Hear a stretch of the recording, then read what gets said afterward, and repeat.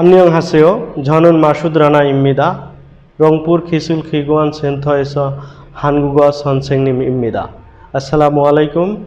আমি মাসুদ রানা, রংপুর কারিগরি প্রশিক্ষণ কেন্দ্রের কোরিয়ান ভাষার প্রশিক্ষক। তো ডিয়ার স্টুডেন্ট, আশা করি ভালো আছেন। আমরা গত লেকচারে কোরিয়ান ভাষার বর্ণমালা নিয়ে আলোচনা করেছিলাম। যারা বাসায় বর্ণমালাগুলো ভালোভাবে প্র্যাকটিস করেছেন, আশা করি তারা বিএমইটি কর্তৃক প্রদত্ত ম্যানুয়াল ফর কোরিয়ান ল্যাঙ্গুয়েজ কোর্সের ইলগোয়া অর্থাৎ পার্ট 1 ভালোভাবে বুঝতে পারবেন। তো ডিয়ার স্টুডেন্ট, চলুন আমরা ইলগোয়া শুরু করে দেই। তো লুক অ্যাট দ্য ডিসপ্লে। ইলগোয়া ইলগোয়া ইলগোয়া অর্থ হচ্ছে পার্ট 1। আন্যং হাসেও আন্যং হাসেও আন্যং হাসেও অর্থ হচ্ছে কেমন আছেন বা আসসালামু আলাইকুম। প্রতিটা দেশের সম্বোধন সূচক কিছু বাক্য বা শব্দ রয়েছে। যেমন বাংলাদেশে আমরা যখন একজন অন্যজনের সাক্ষাৎ পাই বা দেখা করি বা দেখা হয়, তখন আমরা একে অপরকে বলি আসসালামু আলাইকুম। আমেরিকায় কংগ্রাচুলেশন। তেমনি কোরিয়ায় যখন একজন অন্যজনের সঙ্গে দেখা হয় বা সাক্ষাৎ করে, তখন একে অপরকে আন্যং হাসেও বলে সম্বোধন করে। আন্যং হাসেও বা আন্যং হাসিমনিকা বলে সম্বোধন করে। তো ডিয়ার স্টুডেন্ট, এই অধ্যায়টি পড়তে যে সকল শব্দার্থ এবং গ্রামারের প্রয়োজন হবে সেগুলো আগে দেখে নেওয়ার পরে আমরা এই অধ্যায়টি পড়লে খুব সহজেই অধ্যায়টি বুঝতে পারবো। তো চলুন আমরা এই অধ্যায়ের প্রয়োজনীয় শব্দগুলো দেখে নেই। তো ডিয়ার স্টুডেন্ট, এখানে আমরা প্রয়োজনীয় শব্দ এবং তাদের উচ্চারণ দিয়ে দিয়েছি। তো উচ্চারণগুলো একটু করার চেষ্টা করি। আন নিয়ং হা সে ও। আন নিয়ং হা সে ও। আন্যং হাসেও। নে খামসা হাম নি দা। খামসা হাম নি দা। আন নিয়ং হি। আন নিয়ং হি। আন্যং হি। খা দা। খা দা খাদা। খেশি দা। খেশিদা। মি আন হাম নি দা। মিয়ান হাম নি দা। আ ই। আ ই। ও ই। উ ইউ।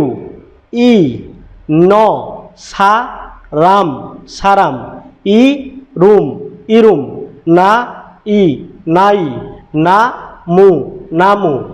না। তো ডিয়ার স্টুডেন্ট, আমরা প্রয়োজনীয় শব্দগুলোর উচ্চারণ দেখে নিলাম। এখন আমরা এই শব্দগুলোর অর্থগুলো একটু দেখে নেই। তো ডিয়ার স্টুডেন্ট, ডিসপ্লেতে লক্ষ্য করুন। আন্যং হাসেও। আন্যং হাসেও। আন্যং হাসেও হ্যালো। নে হ্যাঁ। খামসা হামনিদা ধন্যবাদ। আন্যং হি ভালোভাবে। খাদা যাওয়া। খেসিদা থাকা। মিয়ান হামনিদা দুঃখিত। আ ই শিশু।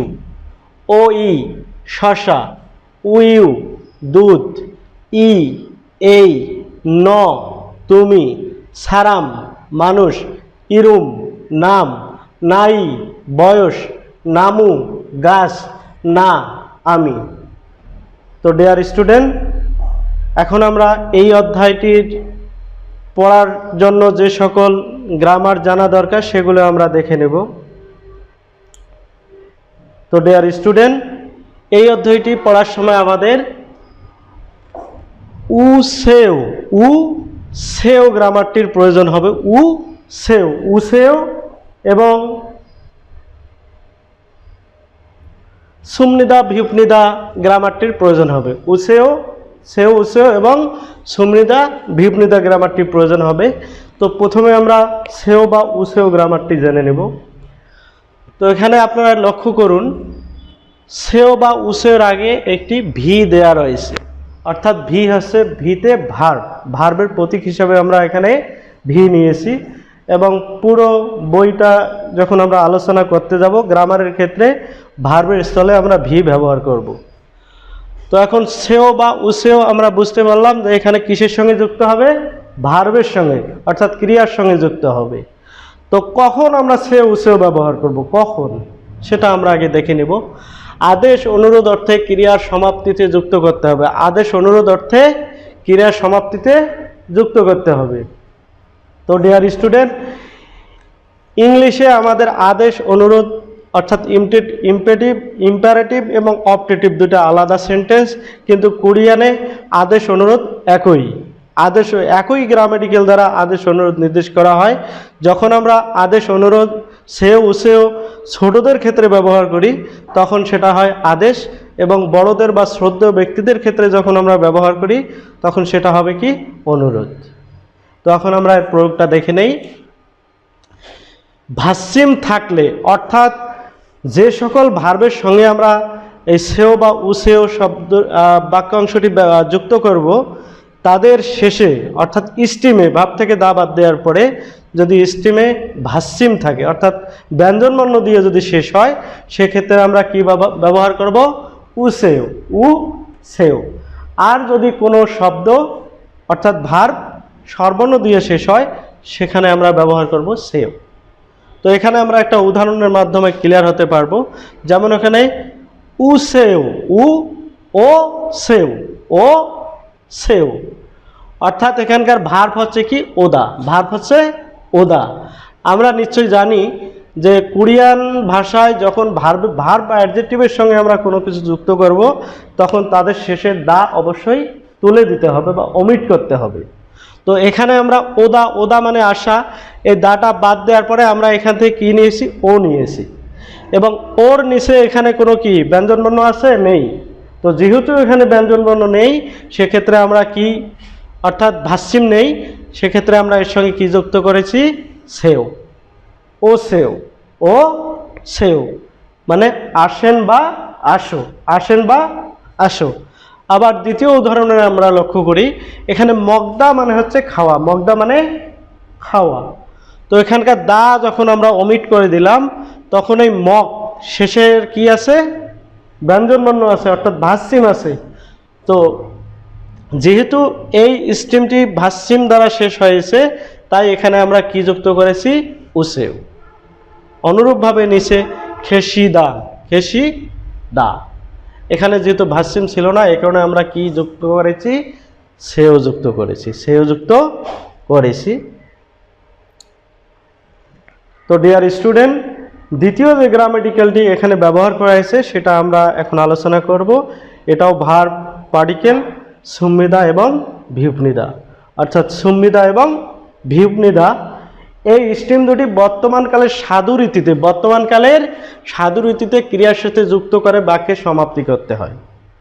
বর্তমানকালের সাধু রীতিতে অর্থাৎ অফিস আদালত, শ্রদ্ধেয় ব্যক্তি, অপরিচিত ব্যক্তি এদের সঙ্গে যখন আমরা কথাবার্তা বলবো তখন অবশ্যই ভার্বের কোন স্টিমের কোন ফর্ম ব্যবহার করতে হবে, সাধু ফর্মটি ব্যবহার করতে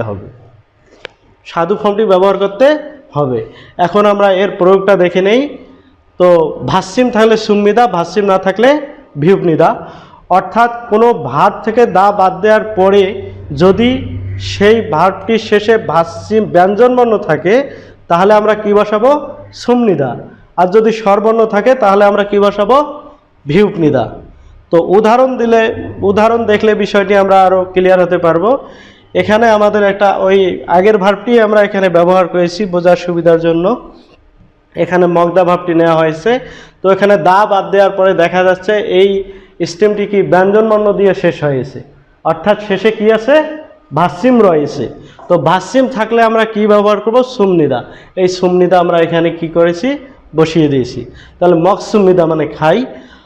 অনুরূপভাবে দ্বিতীয় একটি এক্সাম্পল আবার আমরা এখানে নিয়েছি বোঝানোর জন্য। তো এখানকার ভাবটা নেওয়া হয়েছে খাদা, দাটা যদি আমরা ওমিট করে দেই তাহলে এই ভার্ব স্টিমটি স্বরবর্ণ দিয়ে শেষ হয়েছে। স্বরবর্ণ দিয়ে শেষ হলে আমরা কি যুক্ত করব, অর্থাৎ ভাষ্যিম যদি না থাকে তাহলে আমরা কি যুক্ত করব, ভিউপনিদা। কি যুক্ত করব, ভিউপনিদা। কাজে আমরা এখানে খার সঙ্গে ভিউপনিদা জুড়ে দিয়েছি, অর্থাৎ খামনিদা মানে কি যাই, ঝনন হাকুয়ে খামনিদা, আমি স্কুলে যাই। তো ডিয়ার স্টুডেন্ট, এখন আমরা ইলগুয়াটি পড়ার চেষ্টা করি। তো dear student, look at the display please. আন্যং হাসেও, সেও, সেও কোন অর্থে ব্যবহার করা হয়? আদেশ বা অনুরোধ অর্থে। সেও কেন এখানে ব্যবহার করা হয়েছে? কারণ এই ভার্ব স্ট্রিমটাতে কি নেই? ভার্সিম নেই। এ কারণে আমরা এখানে কি ব্যবহার করেছি? সেও। আন্যং হাসেও মানে হ্যালো। নে আন্যং হাসেও, নে আন্যং হাসেও, হাই হ্যালো, হাই হ্যালো। খামসা হামনিদা, খামসা হামনিদা, এখানে আমরা কি গ্রামার ব্যবহার করেছি? ভিউপ নিদা, ভিউপ নিদা, কারণটা বর্তমানকালে সাধু ফর্ম ব্যবহার করা হয়েছে। তো এখানে ভার্ব কি ছিল? খামসা হাদা, দা বাদ দেওয়ার পরে এখানে যেহেতু আমাদের ভার্সিম ছিল না, এ কারণে আমরা কি নিয়েছি? ভিউপ নিদা। খামসা হামনিদা মানে ধন্যবাদ। আন্যং হি খাসেও, খাসে ও, আন্যং হি খাসেও মানে ভালোভাবে যাবেন, আন্যং হি খেসেও ভালোভাবে থাকবেন। মিয়ান হামনিদা দুঃখিত, মিয়ান হামনিদা মানে দুঃখিত। তো ডিয়ার স্টুডেন্ট, অর্থগত সমস্যা যদি থাকে সেক্ষেত্রে আপনারা এই লিসেনটার অর্থগুলো লিখে নিতে পারেন। এখানে আমরা বাংলা অর্থগুলো দিয়ে দিয়েছি। তো ডিয়ার স্টুডেন্ট, আশা করি আজকের লেকচারটি বুঝতে পেরেছেন। আমরা এই লেকচার বোঝার জন্য যে সকল শব্দার্থ এবং প্রয়োজনীয় গ্রামার প্রয়োজন সেগুলো আগেই আলোচনা করেছি, তারপর আমরা পার্টটি আলোচনা করেছি। ডিয়ার স্টুডেন্ট, বাসায় বারবার প্র্যাকটিস করলে আশা করি খুব সহজেই পার্টটি কমপ্লিট করতে পারবেন। তো ভালো থাকবেন, সবাইকে ধন্যবাদ। নেক্সট ক্লাসের প্রত্যাশায় শুভ বিদায়। আসসালামু আলাইকুম।